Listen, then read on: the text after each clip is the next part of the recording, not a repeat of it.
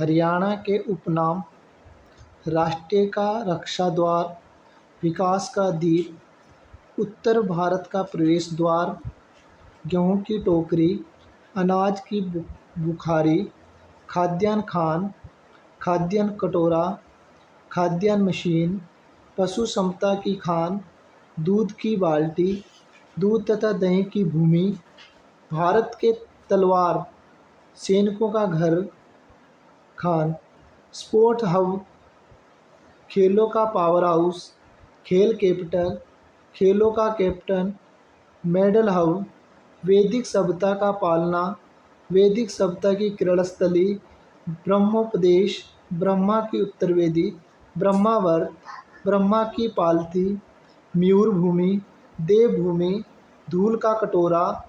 हरियाणा का प्रवेश द्वार बहादुरगढ़ को बोलते हैं। दिल्ली का लोह द्वार बल्लभगढ़ को बोला जाता है।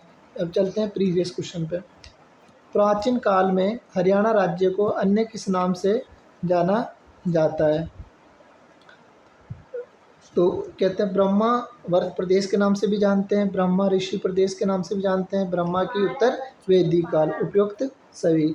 निम्न में से किस प्राचीन ग्रंथ में हरियाणा का ब्रह्मावर्त कहा गया है? मनुस्मृति में हरियाणा को ब्रह्मावर्त कहा गया है। हरियाणा को पहले के नाम से जाना जाता था, ब्रह्मावर्त के नाम से जाना जाता था।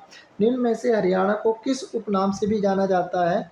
तो गेहूं की टोकरी भी बोलते हैं, उत्तरी भारत का प्रवेश द्वार भी बोलते हैं, सैनिकों की खान भी बोला जाता है। हरियाणा को कहा जाता है भारत की गेहूं की टोकरी कहा जाता है। हरियाणा का कौन सा राज्य दूध और दही की भूमि के रूप में प्रसिद्ध है? हरियाणा। हरियाणा इतिहास में कई युद्ध हुए हैं जब हरियाणा के इतिहास में कई युद्ध हुए हैं जब हुण, तुर्क और अफगानों ने हरियाणा पर आक्रमण किया था। ऐसा इसलिए हुआ था क्योंकि हरियाणा की भूमि उत्तरी भारत का द्वार था। निम्न में से किस वैदिक सभ्यता की क्रीड़ास्थली कहा गया है हरियाणा को? निम्न में से किसे हरियाणा का प्रवेश द्वार कहा गया है? बहादुरगढ़ को।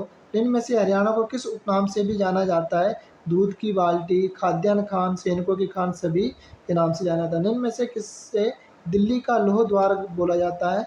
बल्लभगढ़ को। बल्लभगढ़ को क्या बोला जाता है? निम्न में से किसे दिल्ली का लोह द्वार कहा जाता है? बल्लभगढ़ को कहा जाता है।